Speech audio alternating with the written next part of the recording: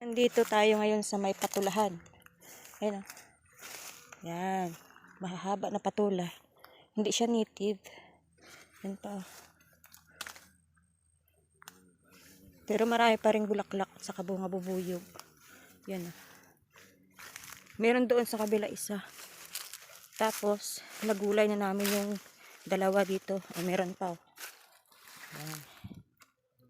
Hindi mo lang siya makikita ng ng madali gawa ng maraming dahon, kapulupot.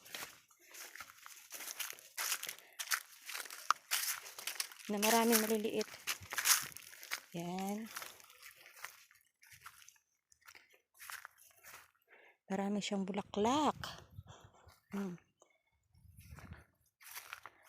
Ito pang isa. Yan. Sa ilalim, hindi lang ako sure. Natakot ako baka may ahas na udto-udto yung tawag nila. Yan pa. Baka makagat tayo. Pero yung focus ko talaga dito ay magtiba ng saging.